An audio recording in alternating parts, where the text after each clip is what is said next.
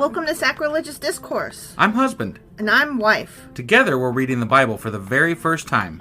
We grew up without religion and wanted to know what all the fuss was about. Well, what have we learned so far? That God is a dick, and apparently some people believe in talking donkeys? We're not trying to pass ourselves off as experts. Nope, we're just reading the Bible for the first time and giving our first take reaction. If you'd like to join us in this venture, you might consider starting at episode 1. Otherwise, jump in wherever you like. All right, let's go read the Bible. Yeah, let's get to it.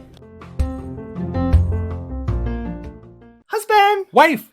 Do you remember where we are and what we're doing now? Well, obviously we're still in Isaiah because this is a ridiculously long book. It is. But they're short chapters usually. They are. And we just got done talking about how God is going to kill lots of people in Egypt, Ethiopia, Assyria, maybe Israel, Judah. Judah, yeah. Yeah.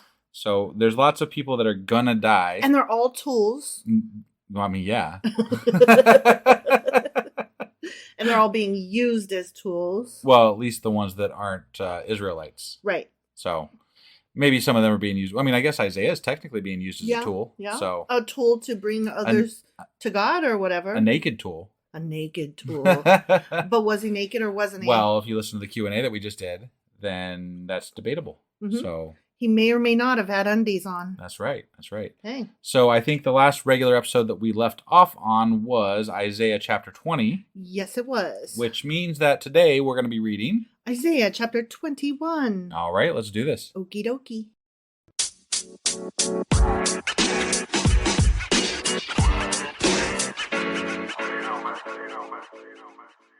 Okay, so here we are in Isaiah chapter 21. Okay. And I'm about to start reading it, but I do want to tell you that this chapter has a bunch of small sections in it.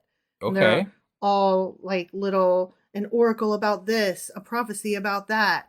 Got it. Okay. Okay. So here we go. A prophecy against the desert by the sea. The desert by the sea. That one desert. That one desert by that the one sea. sea. Got it. Okay. Yep.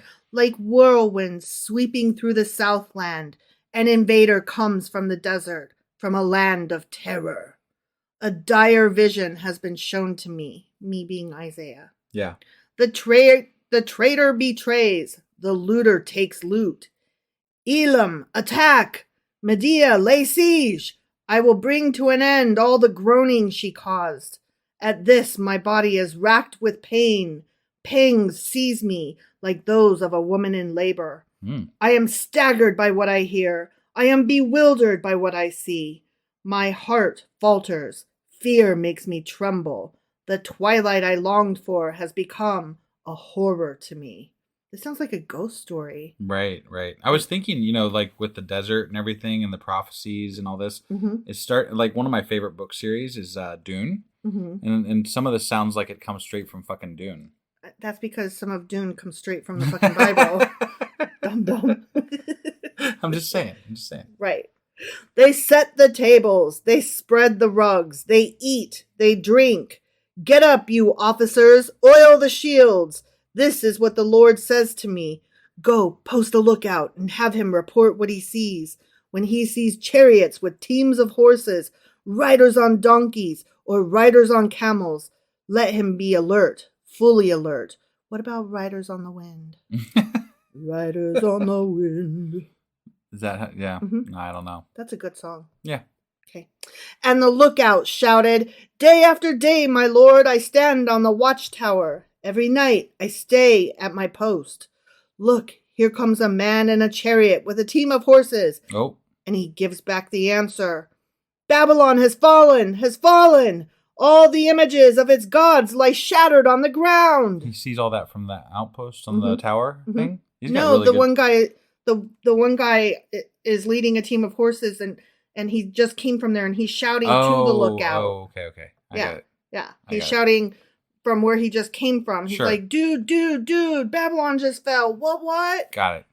My people who are crushed on the threshing floor, I tell you what I have heard from the Lord Almighty, from the God of Israel. A lot of things happen on the threshing floor.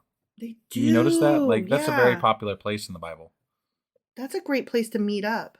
Yeah. We should name, if we ever have a store, we should name it the Threshing Floor. There's probably a church somewhere called the Threshing Floor. I bet you're right. It would be a great name, I think. That's what I just said. Oh, is it? I'm dumb. Yeah, I said if we ever had a bookstore, we should call Oh it yeah, the but a threshing floor. bookstore. Yeah, but I'm saying for a church though would be a great name. Yeah, you're right. You're right. Maybe, I don't know. I'd have to look into all the imagery of what it, Yeah. because it's not great here. No, so. no. But they do meet up there a lot. Yes, they do. Right. I know Ruth was in a threshing floor at one point. Yes, she was. Yeah. Okay. So now we are reading the next bit, okay. which is a prophecy against Duma. Duma. Got it. Yes. Someone calls to me from the seer, Watchman, what is left of the night? Watchman, what is left of the night? You repeat your sentence when you're going for word count. Ah, okay. The watchman replies, morning is coming, but also the night. If you would ask, then ask, and come back yet again. Okay, I don't. It's such a profound statement. Morning is coming, and also the night. Yeah, that's what happens in a linear time frame. As it does. Yeah. I think I might definitely need a recap of all these chapters again. Yeah, if they're going to keep going like this. This is very odd. Right. It's compared to what we've been reading. Yeah. These are almost like little mini stories or something. Speaking of little mini stories, here's the next one. Okay, yeah. A prophecy against Arabia. Okay. You caravans of Dedanites who camp in the thickets of Arabia, bring water for the thirsty. You who live in Tema, bring food for the fugitives. They flee from the sword, from the drawn sword, from the bent bow, and from the heat of battle. This is what the Lord says to me. Within 1 year, as a servant bound by contract would count it, all the splendor of Kedar will come to an end. The survivors of the archers, the warriors of Kedar, will be few. The Lord, the God of Israel, has spoken. The end. Okay, so a bunch of prophecies. A bunch of people are dying, and apparently God's causing it, maybe. A bunch of prophecies about a bunch of little places that are getting attacked. Yeah. And they're all running around to each other saying, I got attacked. My place was attacked. What about your place? Yeah, my place was attacked too. See how true this is? It's true. It's true. Yeah. Because we said it happened. They came running on chariots. Yeah. And then they said that the night and the morning were coming. So it's true. That happens. Yeah. Sure. Okay. That's all I got. That's it? That's it. I said the end. Oh, well, shit. The Lord, the God of Israel, has spoken. The end. I didn't have, so normally, I have a lot of things to say while we're listening to it, or while I'm listening to you read it. Mm-hmm. But there wasn't really a lot to comment on this time because it was just a bunch of small little stories about stuff that doesn't really... vignettes. I don't know what they're referring to. Well, at least not yet, not till we dig into this one. They're all separate little places that are being attacked. Right. And so they're all men running from one town to another saying, my town's under attack. And them going, us too. And then running somewhere else and going, what about your town? Is your town under attack too? But is this supposed to be current time, or is this prophecies that I think Isaiah is still prophesying? They're prophecies, but I think they're near prophecies. Well, I mean, we've discussed that before. It seems like a lot of these are going to be soon to happen. That's what a near right. Near prophecy is. I know. I was agreeing with you. Oh, okay. Just checking. But yeah, I'd want to know more about if and when these came true or whatever. Now, even so, I read some studying about last week's stuff where people were like, and this did happen, and it's like, well, but the prophecies are so vague that they could be interpreted to mean anything. And also, were they written before or after this happened? Right. I mean, I don't know these things for sure. Right? That would be something I would be interested in knowing too. When they were written. What do biblical scholars say about when these things were written? Were they written after the fact, or were they actually written before? Right. And if they were written before, I mean, people still buy books by Nostradamus because he supposedly prophesizes things that are still happening, which is bullshit. They're just vague story. It's like doing a fucking, what do you call those things? The horoscopes. Mm-hmm. You just say some words that sound like they could be true, and then people are like, yeah, that's totally what happened. I mean, she said I was going to have a bad week, and I did. Right. Yeah. Yeah. All right.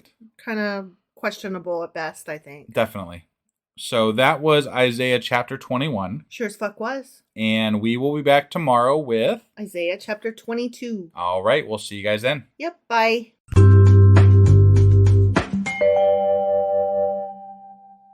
Husband! Wife! Do you remember where the hell we are and what the hell we're doing? We are in Isaiah, and we just got done reading Isaiah chapter 21, I believe. Correct. And in that episode, there were a lot of mini prophecy things. About Babylon and Duma and Arabia. Yeah. And there's some guy riding in a horse yelling, "Ah! The British are coming! The British are coming!" Yeah, that's how it went. Yeah, that's exactly how that went. So, since we read Isaiah chapter 21 yesterday, that would mean that today we're getting into Isaiah chapter 22. All right, let's go do this. Okie dokie.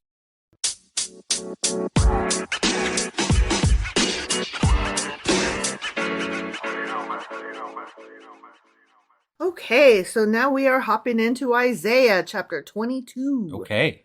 A prophecy against the Valley of Vision. The Valley of Vision. LASIK. That's a really cool name. Right? I mean, yeah. The Valley I of like Vision. It. Right.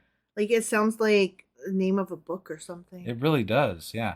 What troubles you now that you have all gone up on the roofs, you town so full of commotion? Maybe they didn't have battlement on top of the roofs. You city of tumult and revelry. Ooh, that sounds like they're doing bad things like in Sodom and Gomorrah. Isn't revelry. That just like a standard thing that happens in the Bible? They do bad things. God kills them. Yep.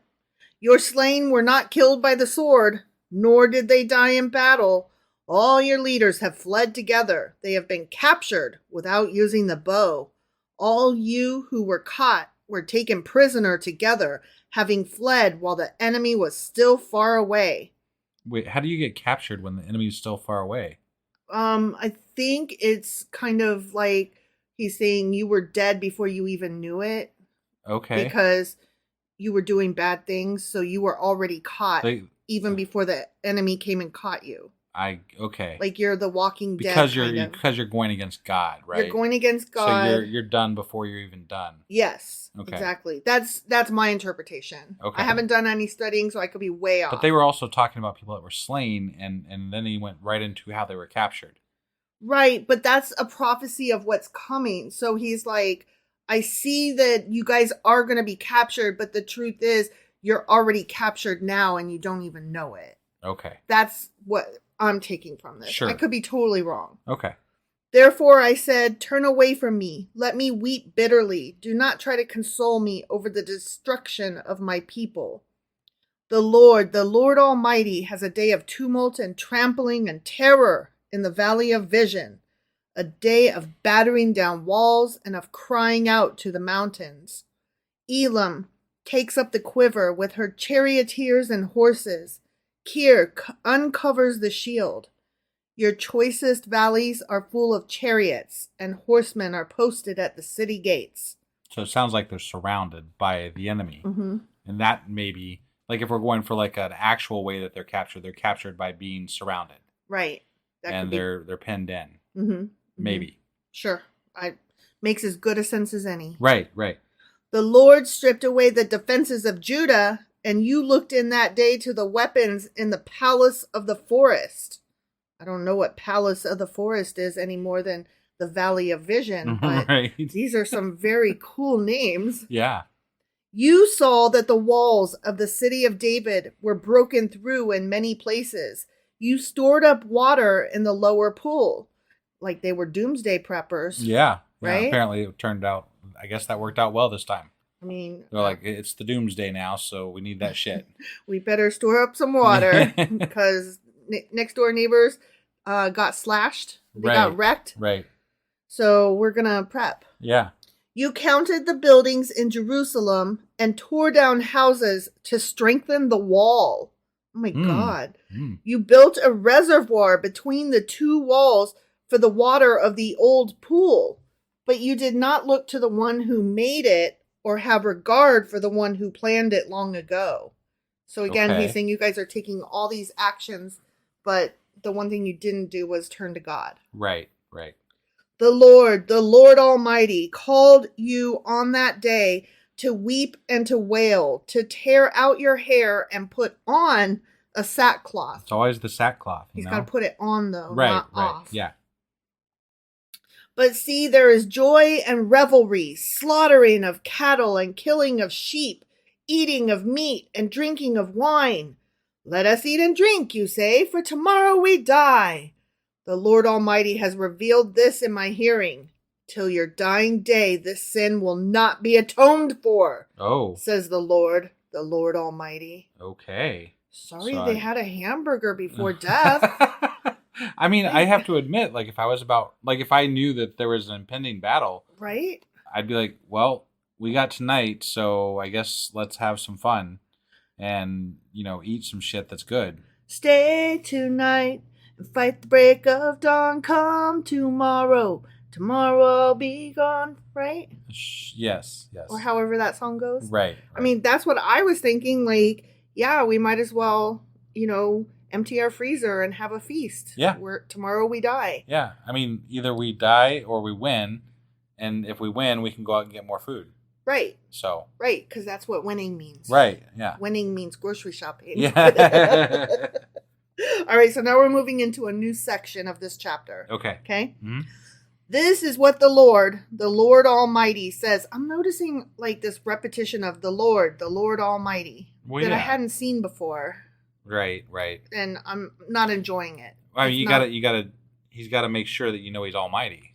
That one Lord, he's almighty. Mm-hmm. Yeah. Think about this. Like when they say the Lord, what they mean is master, the master, the master. I must bow before my master. Right. I am a weak thing before my master. Right? Like, why do you want to be like that? Why do you want to be Igor? I don't know. Yeah. Okay, this is what the Lord Almighty says. Go, say to this steward, to Shebna, the palace administrator, what are you doing here? And who gave you permission to cut out a grave for yourself here? Cut out a what? Cut out a grave for yourself here. Oh, okay. Hewing your grave on the height and chiseling your resting place in the rock. I don't know who gave him permission. I didn't tell you to build a fucking grave here. Why are you doing it? Right. Like, I'm about to die, so I'm going to have me some hamburgers, and I'm going to go ahead and pick out my plot. Right? Like, I'm not understanding, like... Yeah, I don't know. I'm about to die, yo. Can you just not? Sure. Just get off my fucking back. Right. Beware, the Lord is about to take firm hold of you and hurl you away, you mighty man. Wow. He will roll you up tightly like a ball and throw you into a large country. Way over there. Into a large country, okay. Yeah, he's going to catapult your ass. Okay, yeah. Is this like at the circus where they shoot you out of the cannon? They're gonna shoot him into another large country. Yeah. Yeah. Yeah. There you will die. Womp womp. Well, shit. And there the chariots you were so proud of will become a disgrace to your master's house. I'm always ashamed of my chariots. Yeah. I mean, like, when I drive a shitty car, I'm ashamed of it. I mean, it's better than not having a car. Right. That's what I always think. Like, honestly, when I go to the grocery store and people are, like, trying to park far away so that nobody hits their car, I'm like, man, I don't give a shit what my car looks like. Also, I don't really understand the how that works out for them, because, like, if you park somewhere really far away in the odd part of the parking lot, someone not paying attention wouldn't really expect you to be there. Right. I wonder. I bet more cars get blasted into that try to park in the remote spots of a fucking parking place. You think? Than when they park just regularly. Well, they're trying to avoid nicks and dings and baskets, stray baskets rolling into them. You might avoid nicks and dings and baskets, but you are more likely, in my opinion, to get just blasted into by some car shooting across the parking lot. I would like to see the stats on that. I'm curious now about that. I wonder if anybody tracks that. If anybody knows where to get that information, I am curious about that. Yeah. That seems like something that would be cool to know. Right. So that I can make fun of people who do that and be like, you're actually more likely to get crashed into. Right. Or conversely, I could say, smart move. Yeah. You know? Whichever it is. Maybe you're wrong. Who knows? I definitely could be. All right. I don't know how. Oh, cars, chariots. Yeah. Ashamed. Right. Got it. I will depose you from your office, and you will be ousted from your position. I love the word ousted. In that day, I will summon my servant, Eliakim, son of Hilkiah. I will clothe him with your robe and fasten your sash around him and hand your authority over to him. He will be a father to those who live in Jerusalem and to the people of Judah. Okay. I will place on his shoulder the key to the house of David. What he opens, no one can shut, and what he shuts, no one can open. That sounds like a problem. Well, like if he goes away, then you can't do anything. Like if he shuts the fridge, I can't get into the fridge. Right. But then if he opens it, it's got to stay open and let all the air out. Sounds like a bunch of shit. I don't understand. I don't like that. It's a bad plan. Yeah, it's bad all around. I will drive him like a peg. Yeah, you will. He's gonna peg him. What? I will drive him like a peg into a firm place. He will become a seat of honor for the house of his father. Hold on. You said firm after you just got done with all those sexual whatever. I'm having trouble with words. Sexual today. Innuendos. Yeah, yes. That's what I meant. Mm-hmm. And you didn't say anything about firm. I thought that you saw me roll my eyes the whole way through the whole thing you went through there before, but then you get to firm and you're just like whatever. Because you had already rolled your eyes so much, I was like, I've already gotten away with all that I can. Anything past this, you're gonna like start giving me the. So this was you conceding to me some niceness. Yes. Okay. Because I knew if I did one more thing in that particular moment, like I got to spread them out. That was too much in one moment. If I had went with the firm and went, then you would have done like the hand across your neck, like where you're like, stop. You need to stop. Yeah. So I was getting pretty close. I know. Just for the record. I could tell. That's why I was like, I'm gonna let this one go. Right. Okay. I'm gonna let it ride. All right. Yep. I think that you did good. I'm proud. I'm proud of you. Oh, thanks, husband. Yeah, you did a great job there. Thanks. Yeah. All the glory of his family will hang on him. Its offspring and offshoots, all its lesser vessels, from the bowls to all the jars. From the bowls to all the jars? What? And the cups and the glasses. And the plates and the platters. Right. Yeah. The pans and the pots. Okay. Okay. Mm-hmm. In that day, declares the Lord Almighty, the peg driven into the firm place will give way. Okay. Ooh. It will be sheared off, ouch, and will fall, and the load hanging on it will be cut the fuck down. Boom. The Lord has spoken. The end. I see. Gotta be honest, I was too busy laughing and having fun, and I didn't catch a lot. I don't understand. I was paying attention, and I still don't. There's some guy that's powerful that he's gonna get shot into another land and then die, and then his son, one of his sons, God's gonna make powerful, and then give him his robe or whatever. Gonna get his robe and shit, and then everything will be good until the peg gets severed, and then the load will come tumbling down. I guess. That's okay. I don't know. Okay, well. Isaiah's very confusing. This dude, is. He's not real clear. Like, I don't understand, why do people that speak in prophecies have to speak so vaguely and shitty? Like, you can't understand what they're fucking getting at. No, just say just say what you mean. Just say. What is if you see it, just tell us what it is. Right. And it's a lot like when they talk to God, they're like they're speaking in ways that you can't understand what they mean. Why does it gotta have these, thous, and those? Just like it was a house. I saw this house. It was 2 stories tall. It had columns. Like, just describe it. Right. Why do we have to say, well, when he says this, they actually mean that? I get imagery. I get, comparing things to other things. I get all that stuff. What if you don't use imagery? Right. But and we've said this before, I think, why in a book that we're trying to, this is the word of God. Why can't God, for the ages, be a little bit more concise about what he means? Just be clear. Yeah, that's all I'm asking. Just be clear. I shouldn't have to try so hard is all I'm saying. I'm not saying you can't intermix some beautiful, poesy. Yeah, in there. That's totally fine. But, could you intermix it with some, exactness? Here's the thing. There are times when, sure, in all of those Psalms and Proverbs and what the fuck ever, sure, go nuts. Have fun. Make those as poetic and imagery driven as you want. You are delivering fucking prophecies. Right. I think that the listener deserves a little clarity. Well, and if you want us to believe a prophecy, the prophecy should be clear. Just be straight. Yeah, because like if you are vague about what you're saying, then you're not gonna elicit my support when it comes down to it, because I'm gonna be like, well, that could have meant a lot of things. Mm-hmm. You're choosing to interpret it that way. Yeah. But if you would have spelled it out, like just spelled it out, right? Mm-hmm. And said what's gonna happen exactly, no one could question that. Right. That's an actual thing, you know? Like that's a thing that happened or didn't happen or whatever. Right. You're either right or wrong at that point. Mm-hmm. But when you're doing this stuff and beating around the bush about it, people are going to say, I call bullshit. And you know what? I think we're right to say, I call bullshit. Yeah. Same. So, whatever. I'm with you, fucking bro. Isaiah's prophecies are crap. I think so.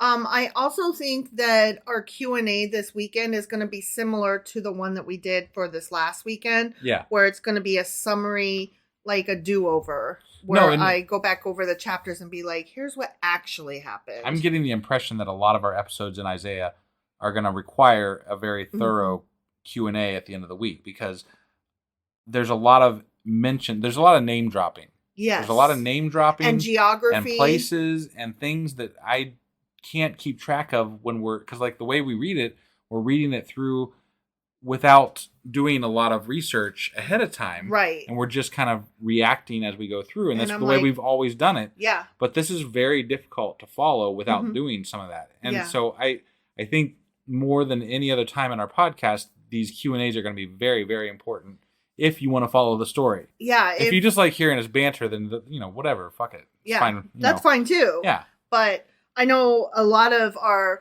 more core listeners kind of skip the Q&As. Right. And I get it. Like, it's not me reading the Bible. So sure. I get that.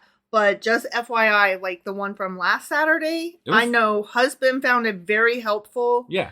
And we heard from some other listeners in our Discord that they found it helpful. Yeah. And so I think we're just going to have to do that throughout Isaiah because he's a fuckstick.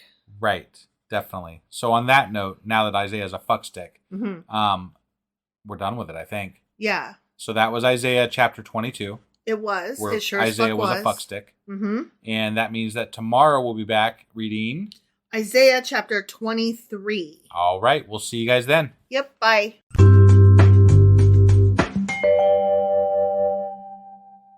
Husband. Wife. Do you remember where we are and what the hell we're doing and what's going on with this Isaiah guy? Well, we just finished Isaiah chapter 22. We sure as fuck did. And I think in the last episode we got confused. Sure. So, I don't remember much, honestly, about it other than they were talking about this guy that got blown into another country. And I can't even remember the first part. They were surrounded or something. And they were captured before they were captured.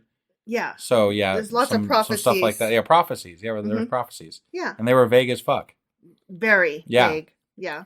So, having done chapter 22 yesterday, that means we are getting into what today? Isaiah chapter 23. All right. You ready to do this? Yep. Okay.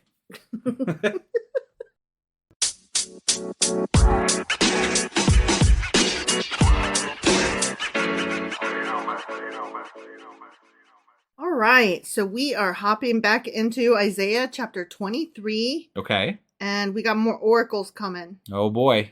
See, here's the thing, though. Wait, more oracles? You mean like prophecies? Oh, okay. See, that's what I was just going to say. Like, sometimes they're referred to as oracles, and sometimes they're referred to as prophecies. Yeah. I thought oracles were people. Well, an oracle is a person, but you can also deliver an oracle, which is a prophecy. Oh, okay. It's like prophecy is two separate words, but oracle covers both. Does that make sense? Sure. Whatever. Yeah. Just trust me. It's a thing. Okay. Mm-hmm. A prophecy against Tyre. Up against, this is a city, maybe? Tyre. Okay, Tyre. Tyre. Got it. Yeah. Tyre. Sure. I like Tyre. Yeah, Tyre. Okay. Wail, you ships of Tarshish. For Tyre. Is that whale? I'm sorry. Whale. I can never tell if you're saying well or whale when you say that. Whale. Like, whale. Okay. Wail. Okay. Like It's just that crying and wailing. It's just that sometimes you jump into like a Wail. southern accent, and so I can't really tell. Right. So I have to ask. Okay, so he's telling the ships to wail, like to mourn and moan and groan. Right. Okay? Mm-hmm. He's saying, wail, you ships of Tarshish, for Tyre is destroyed and left without house or harbor. From the land of Cyprus, word has come to them. Be silent, you people of the island, and you merchants of Sidon, whom the seafarers have enriched. Oh, there's this. Wait, the seafarers. Didn't we cover them back in? We did. Wasn't that like vague group of people that no one knew exactly who they were? Like they just possibly sometimes came up. And that was back in like Exodus, maybe, or somewhere in that time frame. It was early on. It was early on. Yeah. I don't know that they're referring to the same people, but it's interesting. It is interesting. That it came up sort of. Right. I just find it interesting that the phrasing of this is always, do this, you guys, do that, you guys. Right. It's very interesting. Yeah. Just the phrasing. It is. Sorry. Okay. I'm continuing now. On the great waters came the grain of the shy whore. Not shy whore. Yeah, not a whore that's shy. Right. It's the name of a city or something. Got it. Shy whore. The harvest of the Nile was the revenue of Tyre, and she became the marketplace of the nations. Be ashamed, Sidon, you fortress of the sea, for the sea has spoken. I have neither been in labor nor given birth. I have neither reared sons nor brought up daughters. This is very poetic. Yeah. When word comes to Egypt, they will be in anguish at the report from Tyre. Cross over to Tarshish. Wail, you people of the island. Is this your city of revelry, the old, old city whose feet have taken her to settle in far-off lands? Who planned this against Tyre, the bestower of crowns, whose merchants are princes, whose traders are renowned in the earth? The Lord Almighty planned it, to bring down her pride in all her splendor, and to humble all who are renowned on the earth.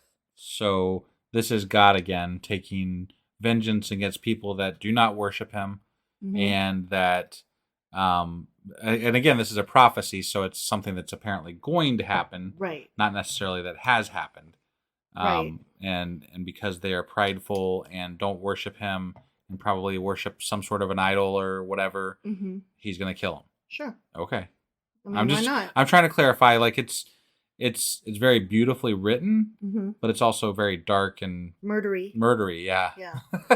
It's like Edgar Allan Poe kind of. Like, yeah. And then they walked the dark hallway and he slit the throats. You know what I mean? Yeah. Like, yikes.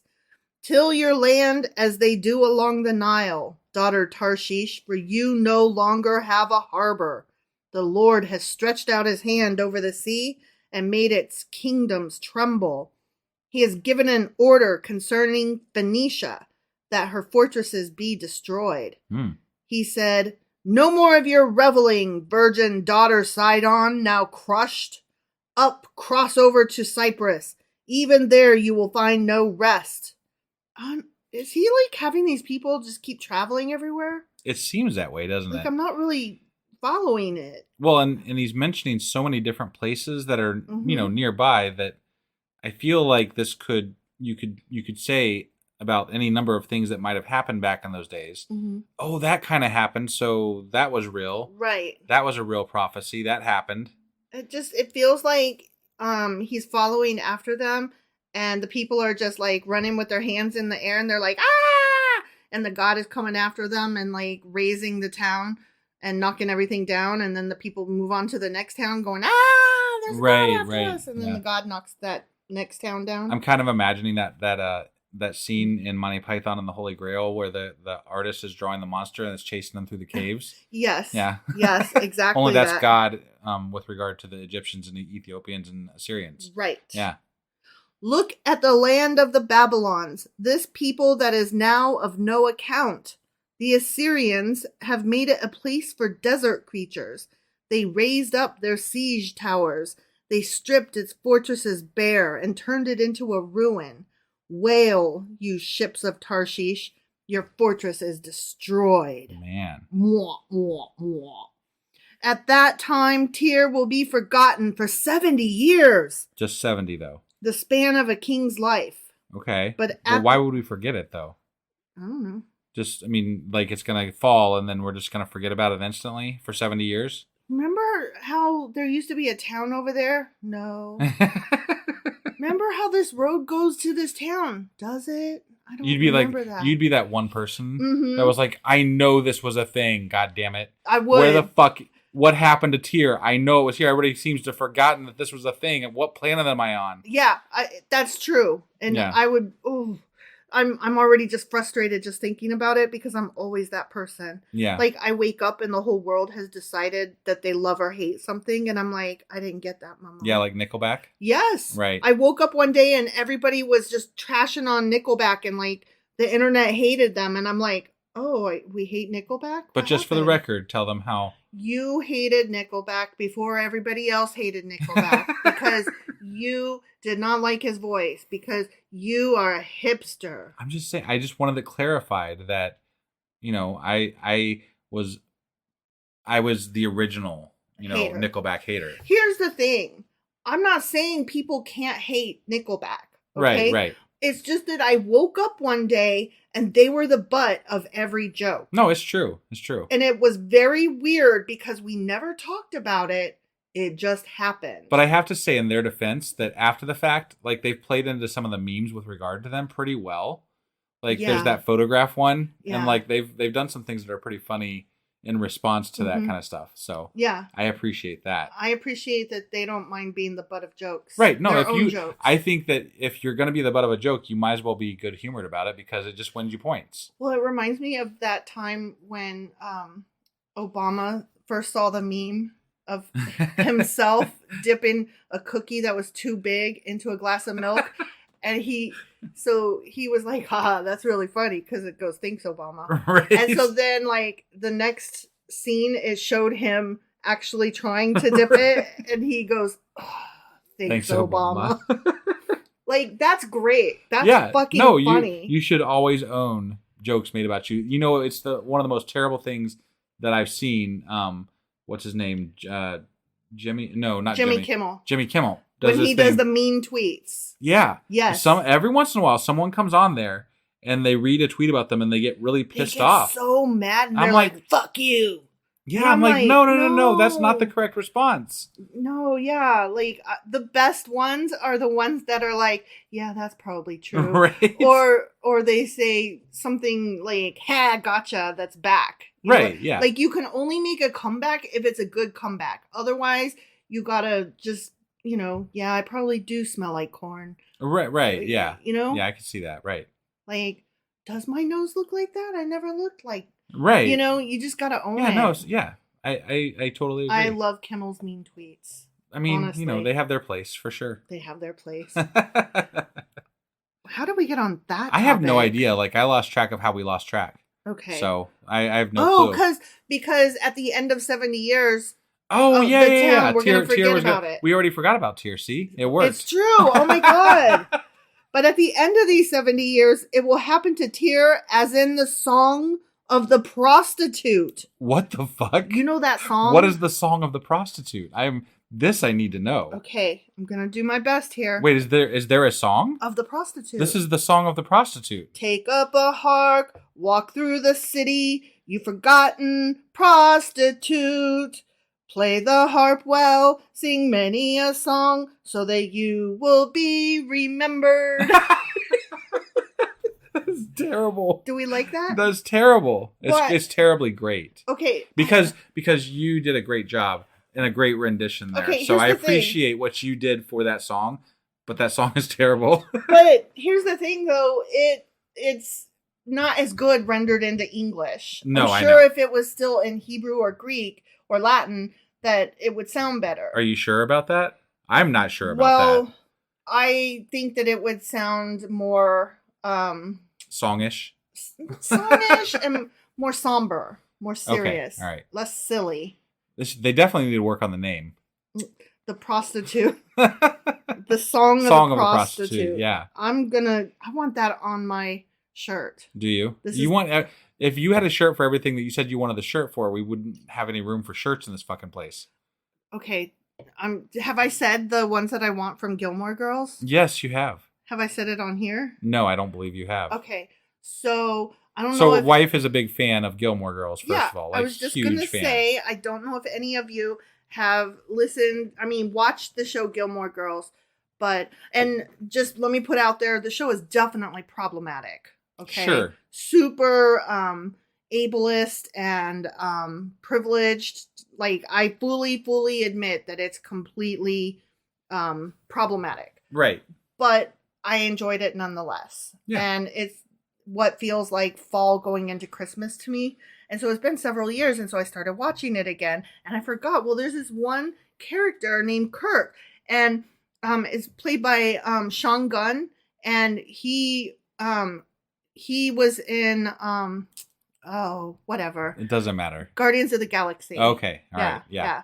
Anyway, he's great. He plays a great side character. Got it. And in Gilmore Girls, he's like every background job is him. He does every background job. Okay. So anyway, at one point he's making shirts, and there's these two guys that come up, and they're going to do this Edgar Allan Poe reading, but they got their signals crossed, and they both ended up reading the same one. They had both accidentally picked The Raven. Because what else are you going to read at a Poe reading? Well, there are plenty of other good choices, actually. Right, but it just makes sense. So they were fighting each other. So Kirk made shirts that said faux pose are foes. Faux pose foes. Got it. Yeah. Like faux, like FAUX. Right. Pose, foes. Right. Yeah. And I busted a gut. I love a good literary joke. That was a really long-winded way of saying you want that t-shirt, and you like t-shirts, and you want t-shirts of things. I love t-shirts that are clever. Sure. Okay, so the harp with the prostitute and the singing. Okay, at the end of 70 years, the Lord will deal with Tyr. She will return to her lucrative prostitution. Okay. And will ply her trade with all the kingdoms on the face of the earth. That is a lot of humping. And yeah. Well, I don't think that's what I think that they're saying. This is they're calling the entire city a prostitute. Oh. And okay, sorry. So yeah, I don't think that they're not. It's not a city filled with. It's not a city filled with prostitutes. The city of Tyr is a prostitute. Right. Okay, got it. And so the city is bad or whatever. Sure. Okay. Yes. Yet her profit and her earnings will be set apart for the Lord. They will not be stored up or hoarded. Her profits will go to those who live before the Lord for abundant food and fine clothes. The end. Wait, they just said that it was going to go back to its ways that were bad, but the money is going to go to God? Yep. Is that kind of... Yes. Maybe I misinterpreted that, but that's what it sounded like to me. That's what it sounded like to me. She's going to return to her lucrative prostitution. That's really fucked up. So I'm reading this, and again, we haven't done our Q&A yet, so I'm probably completely off base here, but I'm reading this as God doesn't give a fuck where the money comes from as long as it's coming in. Mm-hmm.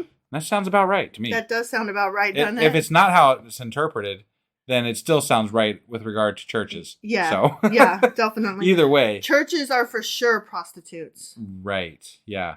So, was that all we have for today? That's all we have for today. Okay. So, that puts us at the end of Isaiah chapter 23. Sure as fuck does. And if you are not on our Discord channel, that ends our discussion for today. But we will be continuing our discussion with the people that are in our Discord as we sign off here. So, if you would like to do the same...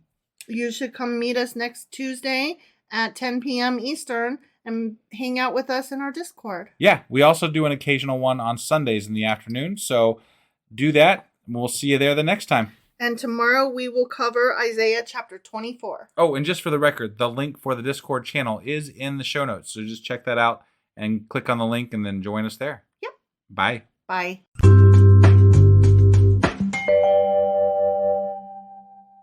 Husband! Wife! Do you remember where the hell we are and what the fuck we're doing? Well, we just read Isaiah chapter 23. We sure did. And in that episode, there was a destruction of Tyr, which was the city. Yeah. That was a prostitute. The city was the prostitute. What a horror. And then we forgot about it, which we actually did. Because remember, we forgot about Tyr. Oh yeah, we did. Yeah, we forgot about Tyr. We were like, so what we were like, it's impossible. How do you forget about a city in 70 years? And then we forgot about it in 70 seconds. It's true. So I mean, we did. I guess we just proved that one wrong. Right. But, whatever. Right. Yeah. Because we were very distracted as we do. Right. So, and then it came back after the 70 years, and then God took money from them, even though they were still bad. Yeah, God was like, "Thank you for your payment, you whore." Yeah, it was weird shit. Very weird. So, anyway, that was Isaiah chapter 23. It was. Which means that today we're going to be getting into Isaiah chapter 24. All right, let's go do this. Okie dokie.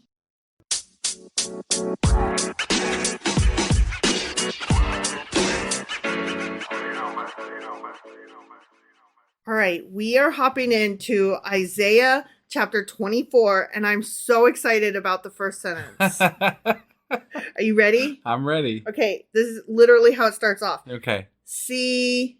You love that word. That's one of your favorites. See, the Lord is going to lay waste the earth and devastate it.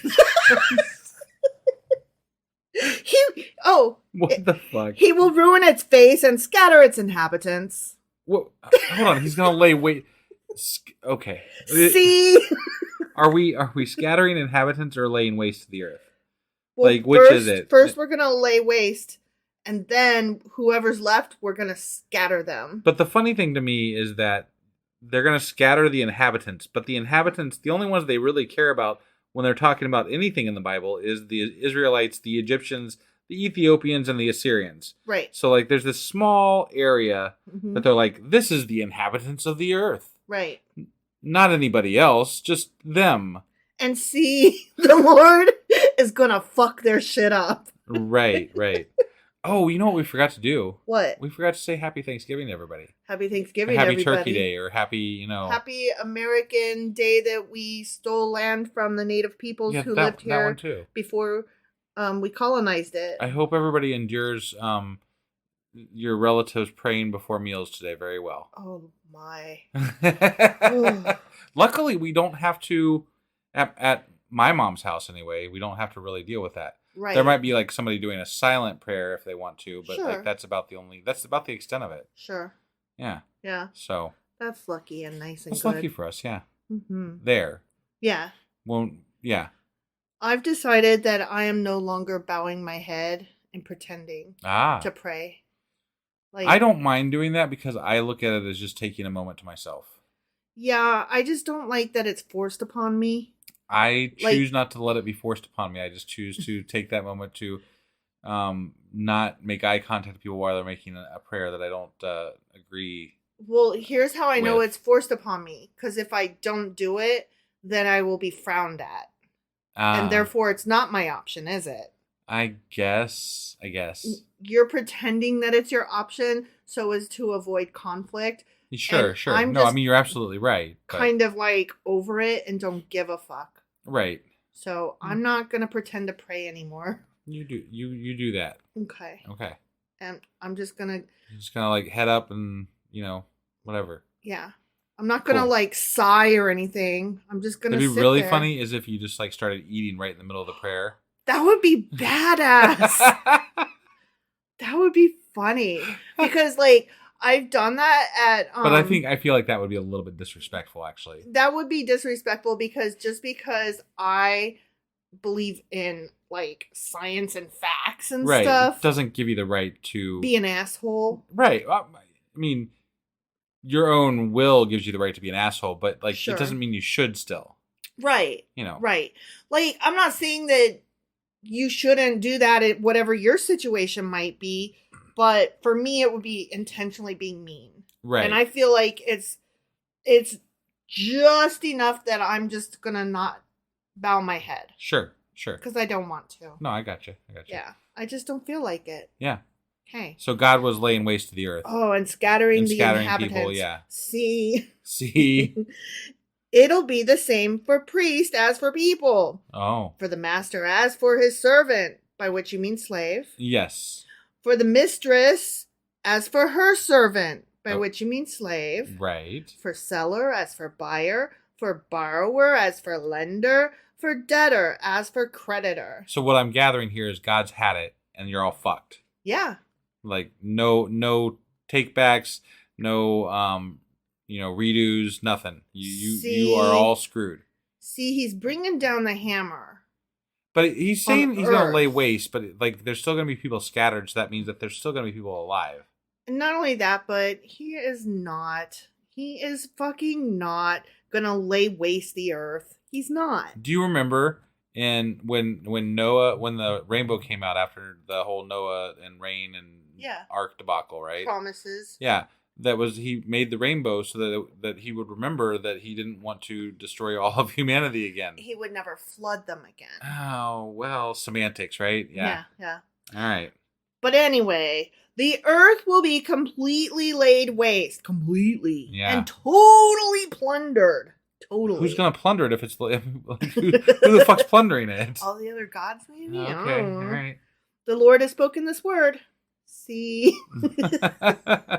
It doesn't say that anymore. It just said it the one time, but it's just so funny. You like the word see, yeah. Because you start the sentence with it, and it's like, see, this is how I feel about it. Right. The earth dries up and withers. The world languishes and withers. The heaven languish with the earth. Heaven's going to languish with the earth, huh? Mm-hmm. So he's even going to punish... it sounds like he's going to punish heaven some. He's done with everybody. Like, all these people that made it to heaven, they're like, fuck, we gotta...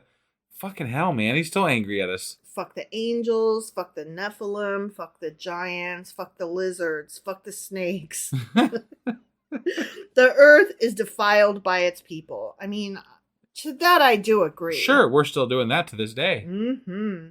They have disobeyed the laws, violated the statutes, and broken the everlasting covenant. That's always a good reason for mass murder. Mm-hmm. Don't you think? Yeah.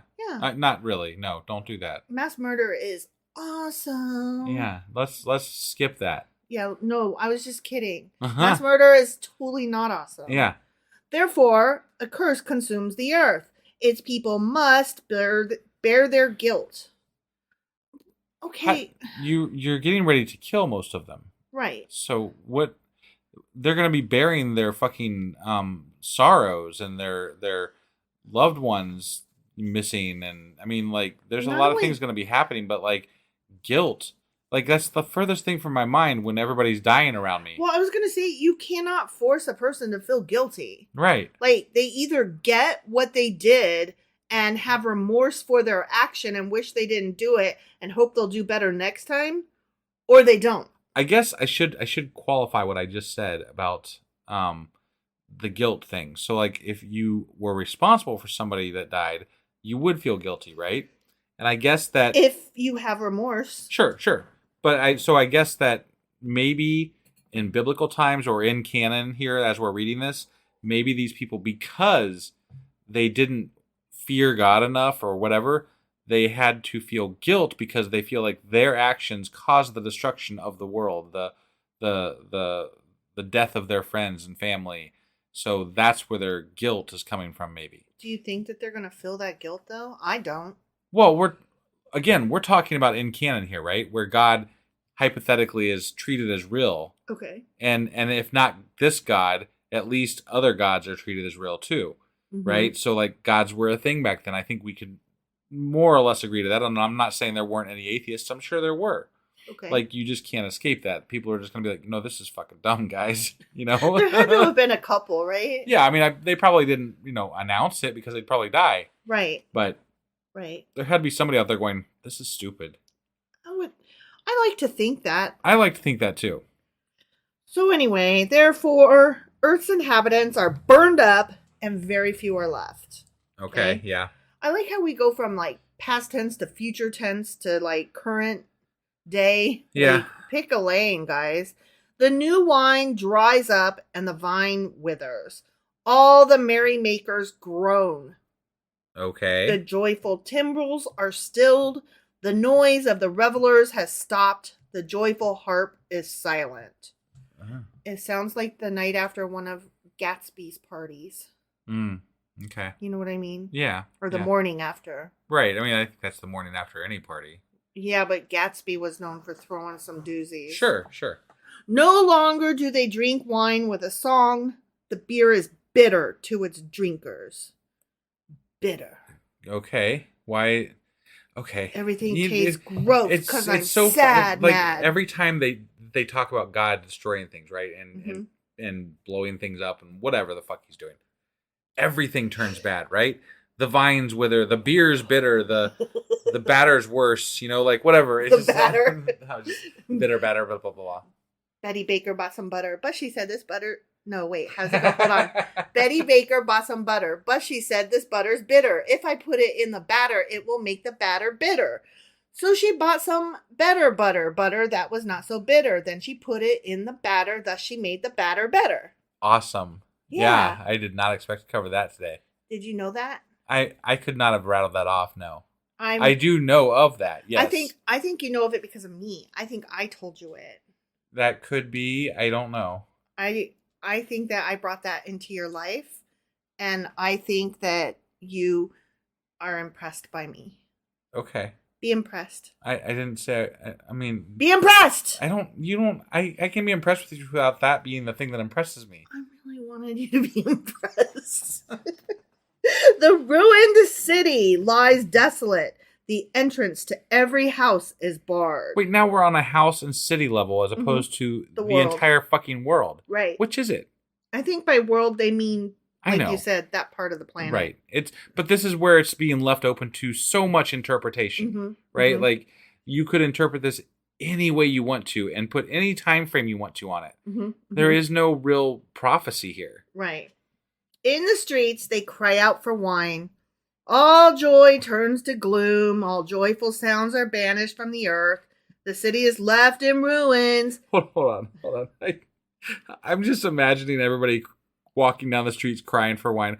Oh, I need the wine. Where's my wine? And all the people are going, all by myself. No wine. I wonder if they were wailing for wine. They were wailing yesterday, so today they're wailing. For wine. For wine. Yeah. Yeah, you wine wailer.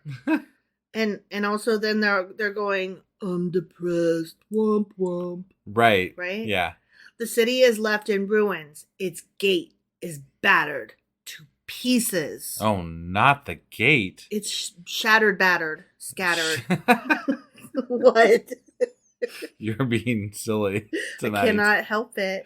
Well, to be fair, we are recording this at 1:00 in the morning. That is true. And well, I guess it is technically already Thanksgiving. Happy Thanksgiving, darling. Yeah, you too. Oh, you too. Yeah. Love you. Ah, you were too slow on that. No, I was. So will it be on the earth and among the nations, as when an olive tree is beaten. Remember how we beat the olive tree? Yeah. Or as when gleanings are left after the grape harvest.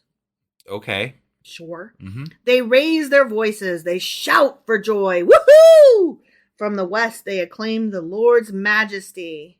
Oh. Yippee skippy. So now they're happy? They're happy. Happy people. They got their wine. That's good. They're not wailing. I'm happy for them. I guess I'm happy for them. Therefore, in the east, give glory to the Lord. Exalt the name of the Lord, the God of Israel, in the islands of the sea. From the ends of the earth, we hear singing. Glory to the righteous one. Oh, wait, I need to sing that.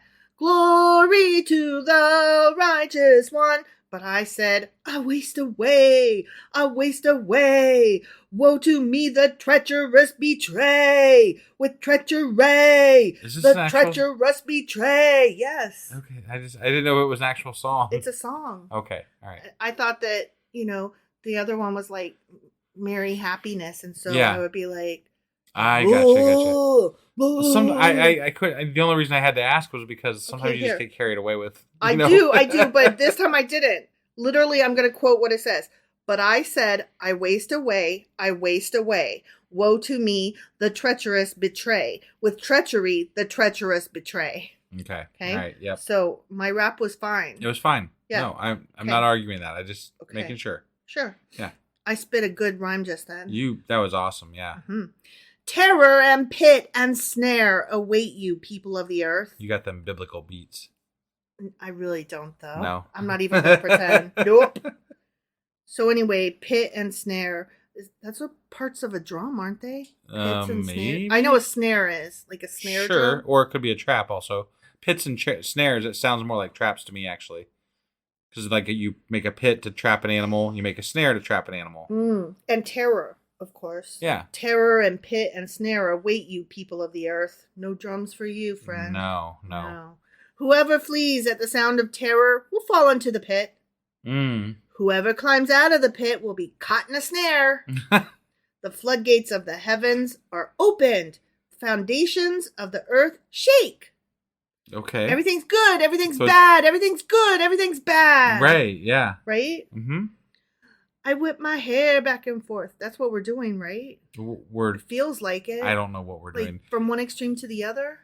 We went from destroying the world to destroying a gate. So I'm not really sure where we're at. And then they were falling in pits and getting out and then getting into a snare. So, and then they were yelling happiness over wine before that. So I don't really know what's going on here. Right. But it sounds like it could be mostly bad with possible world destruction. Okay. And with a side of wine. Okay. I mean, if the world is going to hell in a handbasket around me and there's no way to escape it, I probably will try to go out with a glass of wine in my hand. Yeah, and honestly, even if the beer is bitter, I'm still going to drink it. Probably. So. Here come that comet. Look up. The earth is broken up. The earth is split asunder. The earth is violently shaken. Earthquakes. Or something to that effect.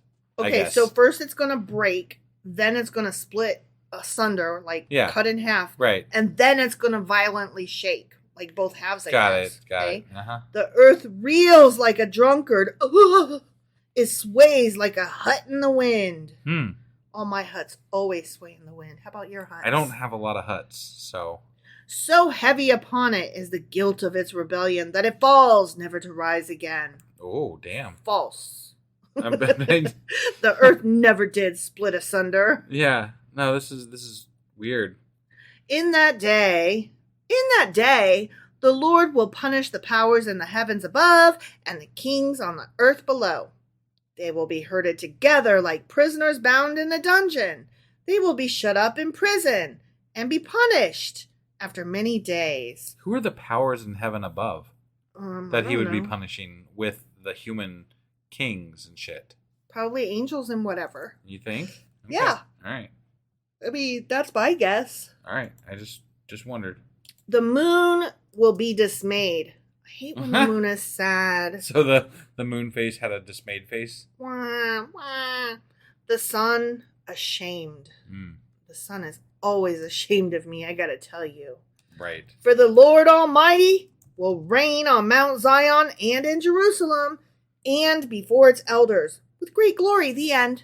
Oh, okay. That was like a brain fart of shittiness. Everything bad. But it wasn't even like the whole thing wasn't cohesive. No.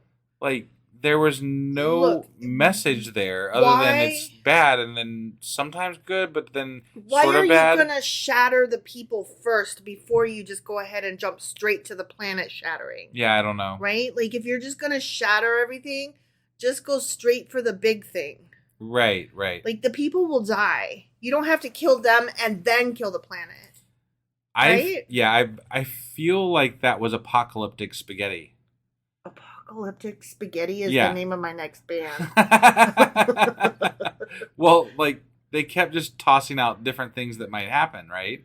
Uh-huh. And they're just hoping that one of them sounds sort of correct at some point, so they can be like, "Yeah, that's what happened. See, that happened, and we prophesized it." The cereal boxes will have no prizes. The fridges will all lose their magnets. Because it could have been anything from the entire world fucking dying just about to a gate getting broken. You know, like that's what I'm saying. Like you could have taken that any number of ways to mean any number of things and say it's a prophecy and somebody's going to be like, "Yeah, it did say that, didn't it?" It did. Like, yeah, it sure did, guys.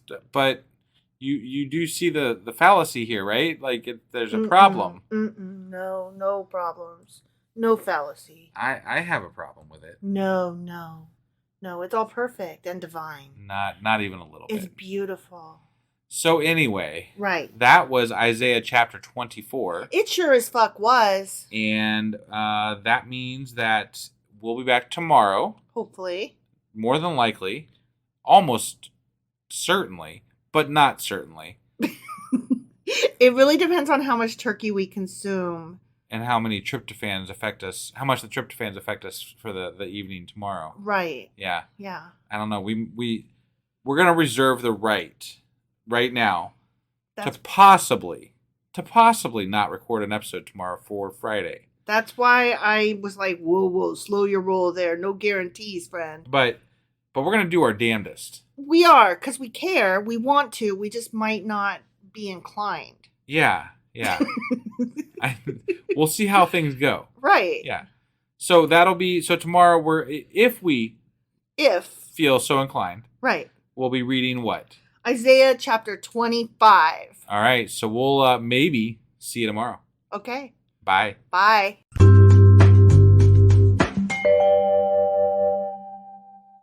Husband. Wife. Do you know what we're doing today right now? Well, we're late. First of all. We're late. Sorry. It was a hectic weekend with Thanksgiving, kid's birthday. We had all kinds of shit going on. We really did. So we need to apologize a little bit before we get into anything. I already did that. No, I know, but I mean like an explanation, apology. And you just did that. Right. So we aren't doing a 5th episode this week. We're not. We're just doing the 4 that we did already. We're doing our Q&A. And we're probably not doing a Patreon this week, so we kind of suck a little bit. But I mean... it was busy, and we're sorry. It's holiday and birthday weekend. You guys love us, right? Sorry. Yeah, we love you guys regardless. We do. That being said, we are doing our Q&A today, which means that today is sort of... Today is Q&A Saturday... But on Sunday night, because we had Thanksgiving in America and kid's 19th birthday. Right. And I will still be doing the wrap-up this week, so that's still coming today, too, after we're done with this episode. That being said, do you have anything to say before we get into the episode? Yes, the chapters we are covering are Isaiah chapters 21 through 24. Okay. You ready to do this? I am. Let's do it. Okie dokie.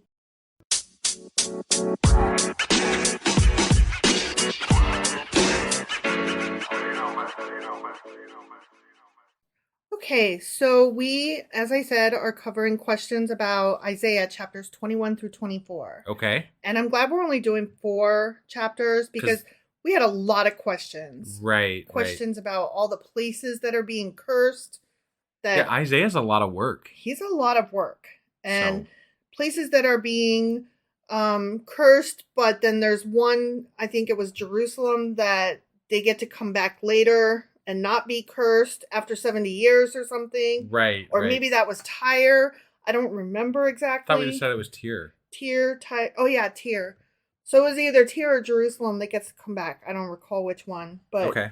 Then Tyre. It was Tyre. It was Tyre. Okay. Yeah.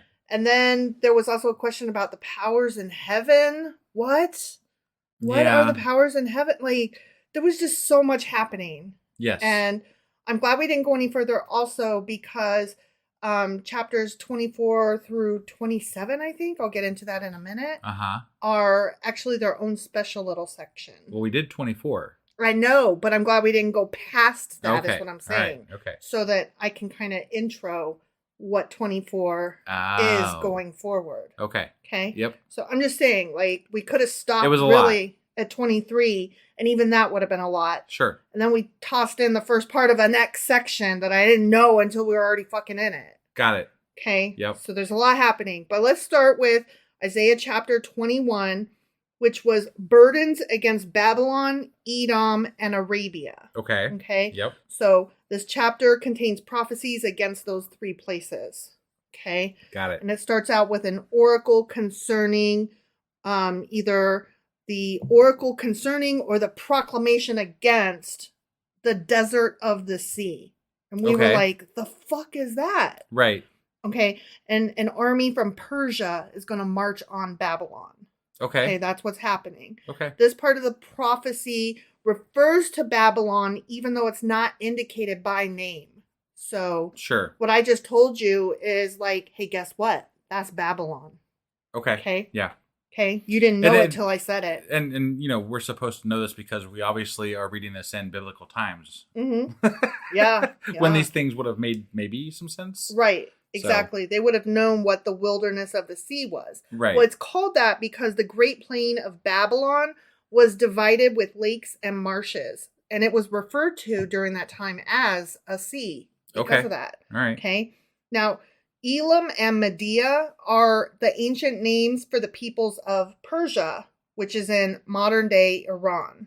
Okay? Got it. The Persian Empire conquered the Babylonian Empire, and Isaiah here prophetically sees their armies marching on Babylon. Sure. Okay? Mm-hmm. So then it goes into the fall of Babylon.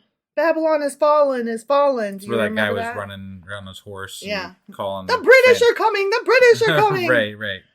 Just for our international audience, that's a reference to Paul Revere when the American Revolution was happening. Right. And he was they were watching out for them to be coming, and then they had a whole system of what do they call them? The Minutemen. Was it Minutemen? Yeah, the Minutemen. Was it one if by sea, two if by land, or was it the other way? Can't remember off the top of my head. However many lights you were shining, that was supposed to tell you if the British were coming by sea or by land. And then they rode and told everybody the British are coming. So there you go. So you know why. There's some very adept historian. Historian. Yeah. Well, I just wanted them to understand why I was saying that. The British are coming. The British are coming. Oh, I got you. Because it's funny if you understand it. Right. Okay. So anyway, Babylon has fallen, okay? Okay. This prophecy was actually fulfilled when the Persian Empire conquered Babylon. So that actually happened. Okay. All right. Not too long after that. Okay. Okay. Then this is assuming that this was written prior to that. And so here's my problem with this. Two ways. Mm-hmm. Let's just assume that he did prophesize this, right? Yeah. I'm sure that things moved really slow back then. So, like, for him to prophesize it meant that somebody over there was like, hey, we're probably going to be fighting these guys in like 3 years. Right. You know what I mean? Not only that, but it's like, big, powerful city going to attack small place. That tracks. It's not hard. That tracks. That wouldn't be that hard to see. Also, right. I don't have full confidence that these things were written before they happened. Right. But that's a whole, that's just my take on it. So right. I'm not saying that it's one way or the other. I don't know either way to be true. I don't really care because either way doesn't really impress me. That don't impress you much. Got it. So then came the oracle concerning or proclamation against Duma. Mm-hmm. Now, the Masoretic text, meaning, Moses, right? Okay, refers to Duma, whereas the Septuagint refers to Edom. Okay. Yep. So depends on which interpretation you go by, but they're kind of the same-ish. Got it. Okay? Yep. So the Edomites descended from Esau, who was Jacob's brother, Jacob being Israel, right? Yeah. Okay? So they settled in the land to the southeast of Israel and were the sometimes enemies of Israel. Got it. So the fact that, we're going to war with them, is that... Right, yeah. Not shocking? Not shocking. Nope. Okay. The oracle concerning or proclamation against Arabia. Mm-hmm. Now, they use the phrase, the desert plain, okay? And it may not point to a specific identifiable place, but the geographical area named is usually considered to be in Arabia based on the following. Okay. Mm-hmm. Towns that were mentioned. The oasis city Tema, from verse 14, is located 100 miles south of Elath, and 200 miles east of the Red Sea, and it is known to be a caravan center. So it was highly populated and traveled and would have been known. Got it. And that's just one point. Sure. The Dedanites from verse 13 and Kedar from verse 16 were definitely Arabian tribes. I don't know if I said this in the episode where the Dedanites came up, but it sounds like that came straight out of Army of Darkness. Like, maybe the Army of Darkness borrowed from the Bible. No. I'm sure that would be the way it went. But like, it just sounds like something like Dedanites. It's just such a interesting. Mm-hmm. I love the name. I love it. Oh, so do I. But given all those facts of the little areas and how they were related to Arabia is what makes us think they're probably talking about Arabia. Sure. Okay. Yep. It is recorded that Kedar paid tribute in 738 BCE to the Assyrians, so that one came true also. Again, questionable about whether they're coming true or written about after the fact, in my opinion. Absolutely. But, I'm just reporting what happened. Okay. I gotcha.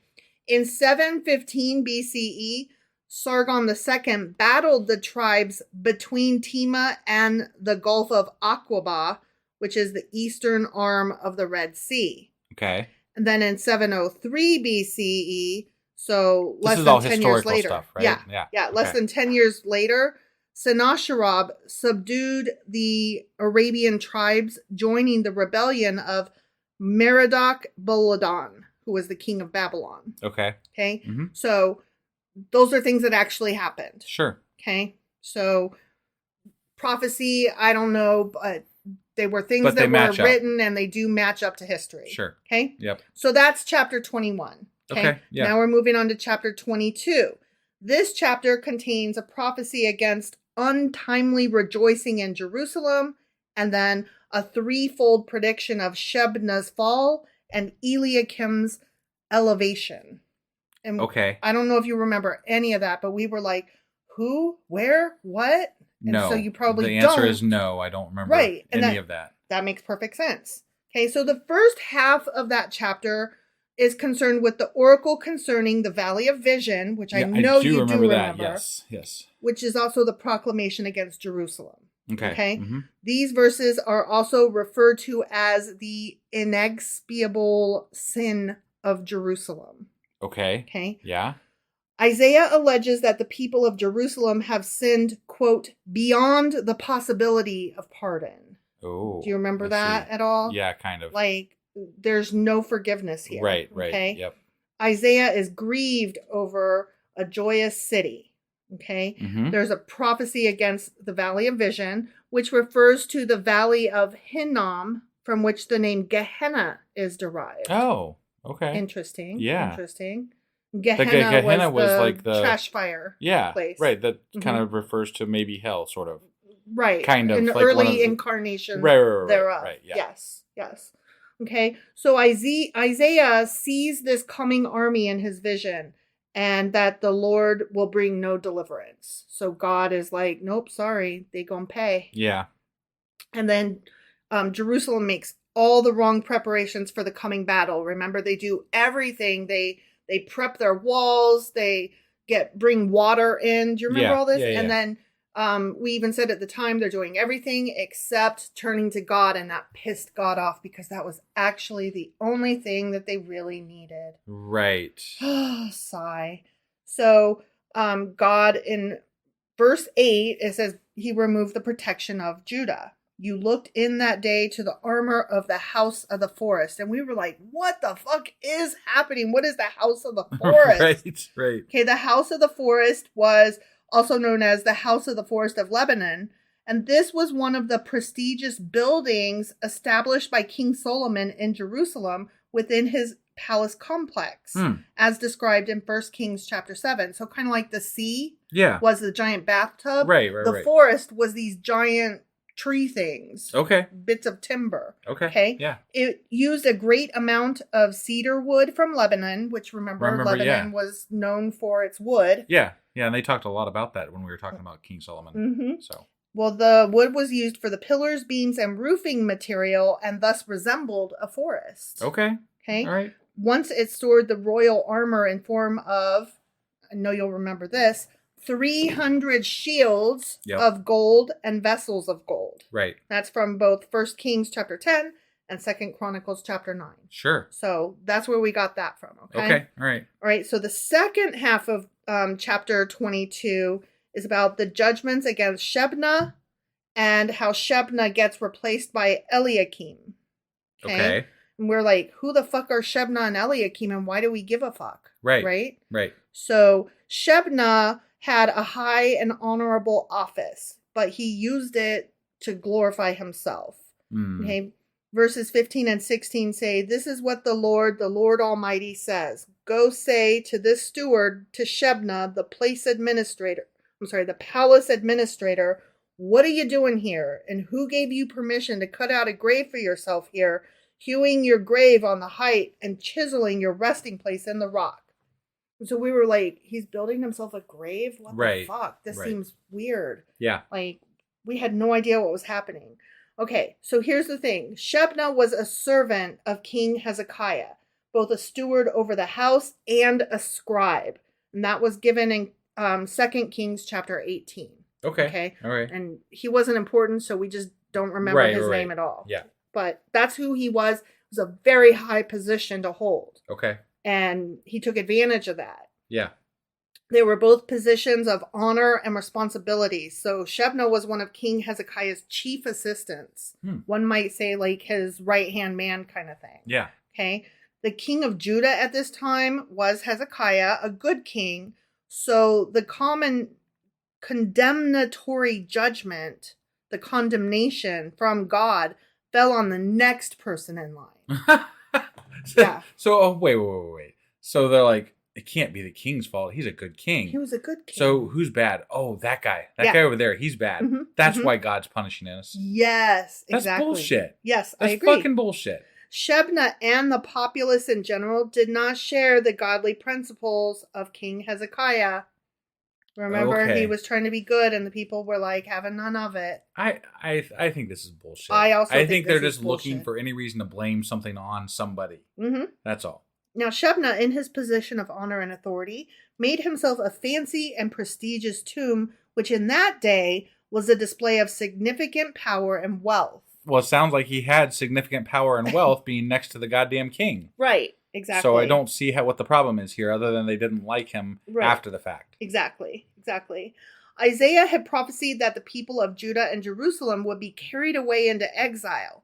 But Shebna did not believe this, and in building this elaborate tomb to himself in Jerusalem, was basically saying, I will never be carried away into exile. I am so certain of that I will die here. And I'm so certain that I will die here, that I will build my tomb here. I see. Okay. And that was naughty of him. He was supposed to believe that they're supposed to be. You're supposed to believe that shit's coming down the pike, and you're sitting there going, "No, I think we're all right," and you're in trouble for that. Yeah, you get in trouble for that. Well, because the Lord sent His message through Isaiah, and you're supposed to be able to tell one prophet from another. Again, I have to ask, who the fuck is Isaiah? Like, I don't. If I'm in that day and I'm like Hezekiah or what was his name, Shebna, and I'm like, who the fuck are you, dude? Yeah. Why should I believe you? Exactly. I don't have any. There's no reason to believe you. You give me no reason to believe you over anybody else. Right. So why should I? Right. No. And God's not talking to me, so kind of piss off. Right. It sounds to me like you ought to go to jail for your blasphemy. Right. You're saying we're going to be pulled down, and things look like they're going pretty good, so fuck off, man. Now, the fact that things did eventually go south would say, oh shit, we should have probably believed him. But even at that, should we have believed him though? Probably not. Right. I don't know. Yeah. That's just my opinion, man. Right. Okay, so then the Lord lifts up Eliakim instead of Shebna. Okay, so Shebna was the one that, built himself a tomb. Yeah. Well, Eliakim is mentioned in 2 Kings chapter 18 as another assistant to King Hezekiah. Okay? Yeah. Isaiah prophesies that God will take the office and authority of the unfaithful Shebna and give it to Eliakim instead. But they're still going to be exiled, though, right? Mm-hmm. So what does it matter? It matters which one is going to hell or not. This guy's more godly than the other guy or whatever. So yeah. All right. Yeah. Okay. In that day, the chief royal steward would have the large master key of the palace fastened to the shoulder of his tunic. So I don't know if you remember, there was like a verse that talked about the key, picture of the key on his shoulder. Okay. That's what that was referring to. Got it. The key was a picture and demonstration of the authority of the chief steward. So it was basically like his symbol of his position. Yeah. So God will give Eliakim the authority to, quote, open and shut as his representative which no man can oppose. Understood. So that was he can open all the things and then shut all the things, but if he's not there, then no one can open or shut all the things. Exactly. Got it. Exactly. Okay. So you do remember some of this. That's great. Okay, so verse 23 of that chapter says, I will drive him like a peg into a firm place. Yes. And remember, I was joking around like they like to be pegged. Yeah. And what does pegging mean back then? And so in those days, houses didn't really have cupboards or storage closets or cabinets or things like that. Okay. So things were stored on pegs set up all around the room. And if something was on its peg, that meant that it was safe and secure, stored properly, and ready for use at the appropriate time. It's like your tool wall if you got like a, everything in its place and a place for everything. Right.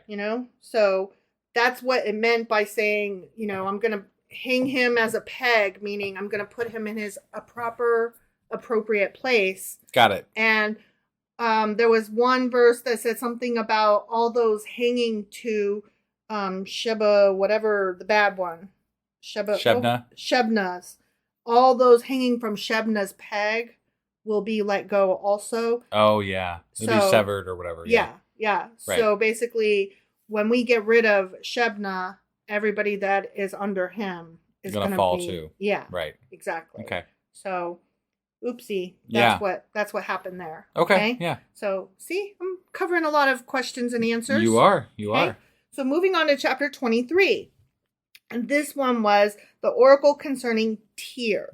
Yeah, the one that's going to go away for 70 years. We're going to forget about it. Yeah. It only took us 70 seconds, but, Sure. Sure. What are we talking What's about? Tyre? Yeah.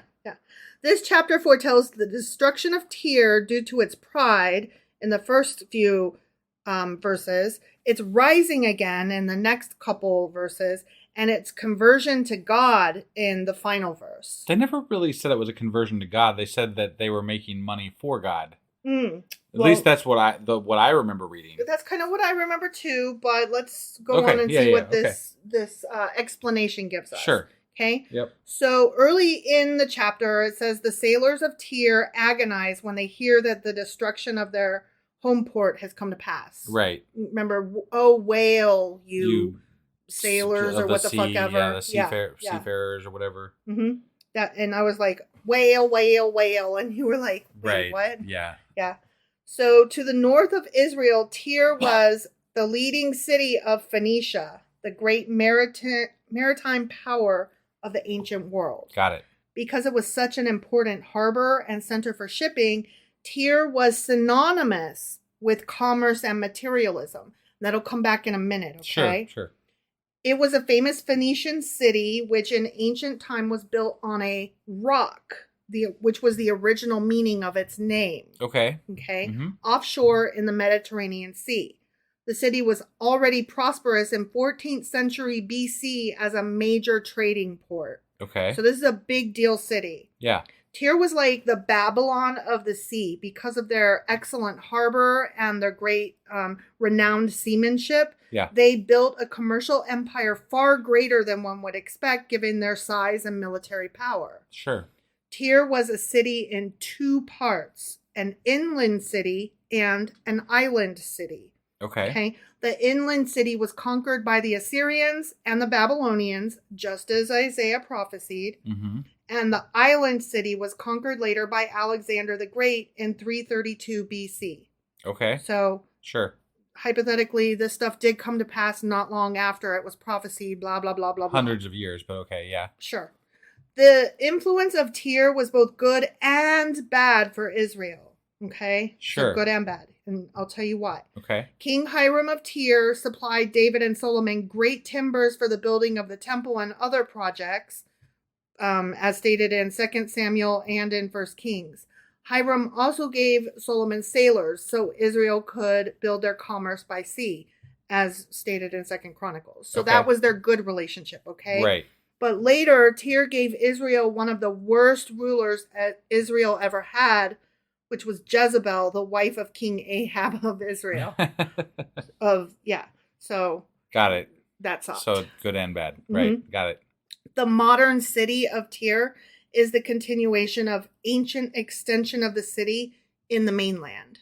Okay. So there is still a Tyr in existence today. And I kind of looked it up just to see if it existed, and it did. So I was like, oh, okay. Yeah, it's an actual city. Yep.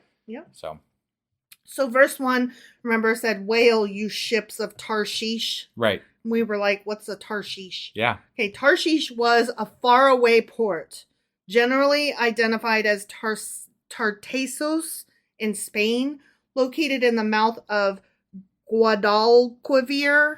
Okay. You try saying that. Yeah, no. The Guadalquivir River, where the Phoenicians are said to have established the first anchorage grounds and deal in precious metals. Huh.